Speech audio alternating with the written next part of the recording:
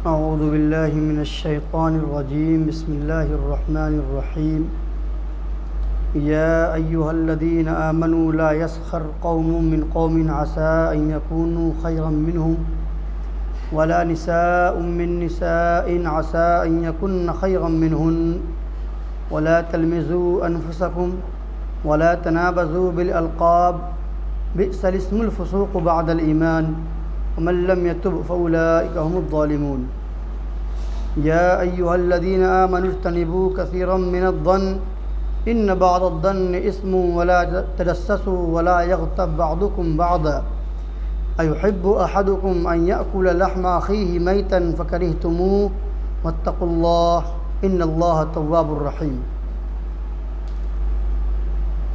सूरह हुजरात की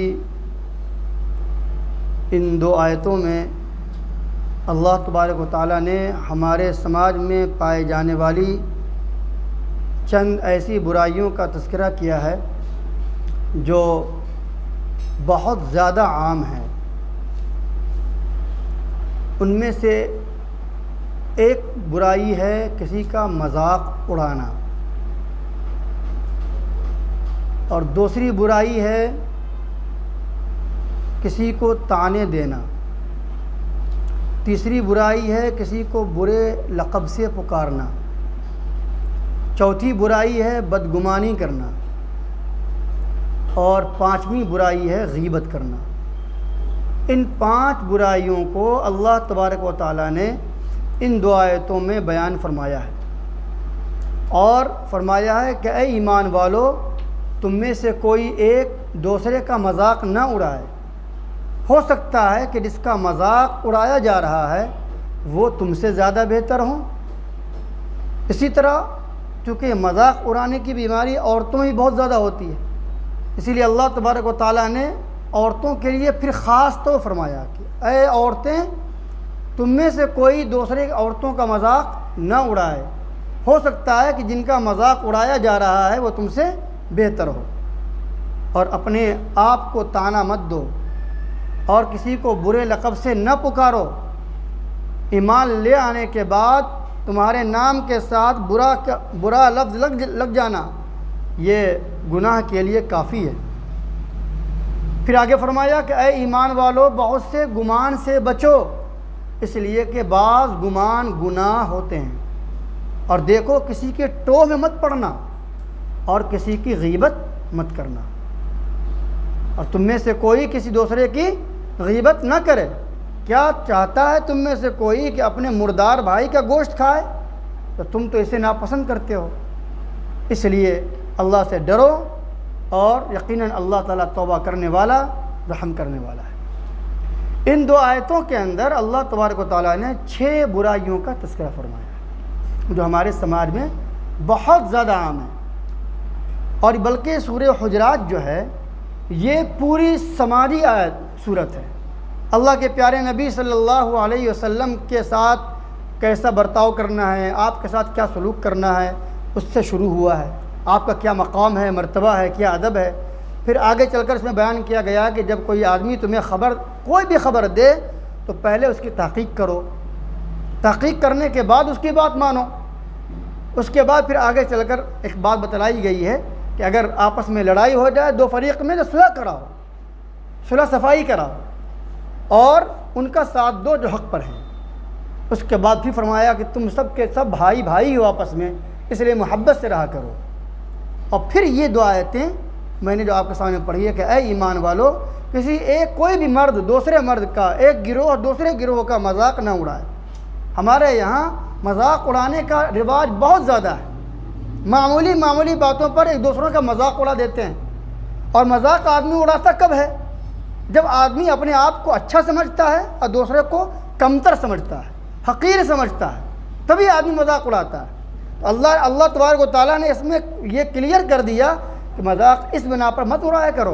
हो सकता है जिसका तुम मजाक उड़ा रहे हो, किसी के कपड़े का मजाक उड़ा रहे हो, किसी के रहन सहन का मजाक उड़ा रहे हो, किसी के लाइफ स्टाइल का मजाक उड़ा रहे हो, किसी के ज़िंदगी मुआशी ज़िंदगी का मजाक उड़ा रहे हो, और अगर उसके अंदर और भी कोई आयब है तो तुम उसका मजाक उड़ा रहे हो। नहीं मालूम कि वो जिसको तुम बुनियाद बनाकर मजाक उड़ा रहे हो वो चाहे जैसा भी हो, लेकिन अल्लाह के नज़दीक उस आदमी का मकाम तुमसे कहीं ज़्यादा हो, वो बहुत ज़्यादा मुत्तकी हो, वो बहुत ज़्यादा दीनदार हो, अल्लाह का ताल्लुक़ उससे बंदे से बड़ा मजबूत हो, ऐसा मुमकिन है।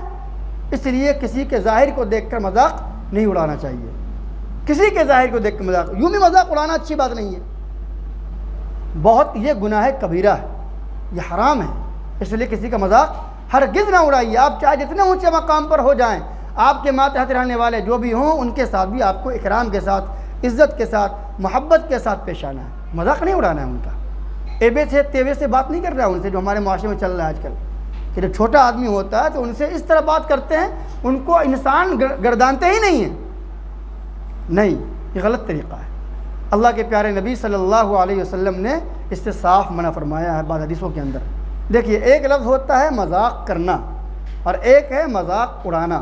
मजाक करना तो जायज़ है, अल्लाह के नबी सल्लल्लाहु अलैहि वसल्लम ने भी मजाक किया है, सहाबा से दिल लगी की है, तफरीह की है।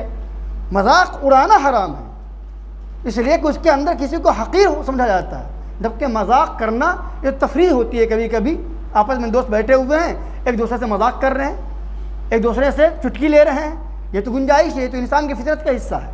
लेकिन अगर आप किसी का मजाक उड़ा रहे हैं तो ये हराम है, इससे बचना है। और यही हुक्म औरतों को भी दिया गया है। दूसरा हुक्म इसमें यह दिया गया है कि किसी को ताना नहीं देना है, भला किसी को वला तलमिज़ू अनफुसकुम, ताना ना दो किसी को कि तुम्हारा ख़ानदान ऐसा है और तुम्हारे माँ बाप ऐसे हैं और तुम फला ऐसे फैमिली से बिलोंग करते हो। बहुत से लोग ताना देते हैं, और तुम मुझसे आए हो बात करने के लिए, तुम्हारे माशरे में क्या मकाम है। इस तरह की जो बातें होती हैं अल्लाह के वास्ते नहीं होनी चाहिए, बिल्कुल नहीं होना चाहिए, ये भी हराम है, इससे बचना चाहिए। तीसरी बात यह फरमाई कि किसी को बुरे लक़ब से न पुकारो। हमारे समाज में ये भी बहुत आम है, अगर कोई काला है तो कह दिया है कल्लू, कोई लंगड़ा है तो अय लंगड़ा, उसको उसी से पुकारते हैं। ये अच्छी बात नहीं है। या किसी के अंदर कोई ऐसा आयब है, जिस्मानी आयब है, या कोई समझिए कि अल्लाह तबारक व तआला ने उसके अंदर ऐसा आयब रखा है जो फितरी तौर पर है, तो आप उसको नहीं पुकारें। हाँ, अगर आपको मालूम है कि उसको पुकारने से उनको बुरा नहीं लगेगा, उनको पूरा मशहूरी हो गया है, जैसे बहुत से लोगों का नाम काले भाई होता है, उनका नाम ही हो जाता है, नाम कुछ भी हो लेकिन उनको लोग काले भाई कहते हैं, तो बुरा नहीं समझते वो, तब तो जायज़ है। लेकिन अगर उसको तकलीफ़ होती हो और आपके लफ्ज़ इस्तेमाल करने से उनका दिल दुखता हो तो फिर यह हराम है। ये इंसान समझ लेता है कि हमारे किस बोल से किसको तकलीफ़ पहुँचेगी, तो फिर ऐसे मौके पर किसी को बुरे लक़ब से नहीं पुकारना चाहिए। इसीलिए नाम रखने के अंदर भी बहुत ज़्यादा एहतियात करना चाहिए। अच्छे नाम रखिए, नाम को बिगाड़ना भी जायज़ नहीं है। ख़ास तौर पर जिस नाम के अंदर अल्लाह की सिफाती नाम हो, जैसे अब्दुर्रहमान नाम है, अब्दुर्रहीम नाम है, अब्दुल गफ़ूर नाम है, उसको गफ़ूर भाई, रहमान भाई, रहीम भाई नहीं कहना चाहिए। रहीम तो अल्लाह है, आप अल्लाह को भाई कह रहे हैं। रहीम भाई का मतलब क्या हुआ कि गोया कि आप कह रहे हैं अल्लाह भाई, ये तो अल्लाह क्या कहते हैं, रहीम अल्लाह की सिफत है। आप उनको अब्दुर्रहीम भाई कहिए, अब्दुर्रहमान भाई कहिए, अब्द को हटा कर नहीं बोलना है, ये जायज़ नहीं है। या तो फिर आप ऐसा नाम नहीं रखिए, या रख रहे हैं तो पूरा नाम बोलना पड़ेगा आपको। अगली आयत के अंदर ये फरमाया गया है कि गुमान नहीं करना, बदगुमानी से बचना है। मामूली सी बातों के बारे में हम दोस्तों से, रिश्तेदारों से बदगुमान हो जाते हैं, कोई उसका सुर नहीं होता, जब तहक़ीक़ होती है तो मालूम होता है गलती हो गई थी हमसे समझने में। इसलिए बदगुमानी करना गुनाह है। हदीस शरीफ फरमाया गया कि बदगुमानी बदतरीन झूठ है। वो क्या है? बदतरीन झूठ है। आपने बिला वजह की उनसे बदगुमानी पाल ली, रिश्ते ख़राब कर लिए, बातचीत बंद कर ली, सिर्फ इस बना पर किसी ने कोई बात कह दी या आपने कुछ सोच लिया और अपने जहन में बात बैठा ली। आपको ऐसा नहीं करना है, तहक़ीक़ करनी है, हकीकत को मालूम करना है, और कभी भी इस तरह की बातें हों तो बदगुमानी नहीं करनी। वला तजस्ससू, और किसी के टोह में नहीं लगना है, कौन क्या खा रहा है, कौन क्या पहन रहा है, कौन क्यों तरक्की कर रहा है, वो अच्छा वो तरक्की कर रहा है तो उनको किस तरह गिराया जाए, किस तरह उनको परेशान किया जाए। ये लोग टोह में लगते हैं किसी एक दूसरे के, और दूसरों को लगवाते हैं, किसी की बात को गौर से सुनते हैं, चुप चुप कर, तो ये भी जायज़ नहीं है, ये भी मुनासिब नहीं है। और उसके बाद आखिरी बात ये फरमाई गई, किसी की गीबत नहीं करना। गीबत इंतहाई बदतरीन गुनाह है। गीबत का मतलब ये होता है कि किसी भाई का पीठ पीछे बुराई करना, आपके सामने नहीं है और यहाँ पर आप उसकी बुराई कर रहे हैं, इसलिए कि अगर आपके सामने होता तो आपका जवाब देता वो, लेकिन वो आप तो जवाब भी नहीं दे पाएगा आपका, और आप उनका बुराई कर रहे हैं इस तरह कि अगर उनको मालूम हो तो उनको तकलीफ़ होगी, तो ये बहुत ही बदतरीन गुनाह है। बल्कि बाद रिवायत में आता है कि गीबत तो ज़िना से ज़्यादा सख्त गुनाह है, ज़िना से ज़्यादा सख्त गुनाह है गीबत का। इसलिए कि इसमें इंसान का दिल बिल्कुल टूट जाता है कि जिस पर मुझे भरोसा था, मेरा वो भाई मेरे बारे में ऐसी बातें कर रहा था, फलां जगह कर रहा था, चौक चौराहे पर कर रहा था, चाय खानों में कर रहा था, इधर उधर कर रहा था।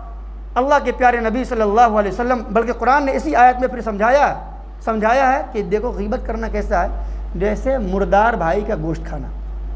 एक तो इंसान का गोश्त कोई वैसे भी पसंद नहीं करता, इंसान का गोश्त कौन खाएगा, वो भी इंसान जबकि मरा हुआ हो, वो भी कौन, जो आपका भाई हो।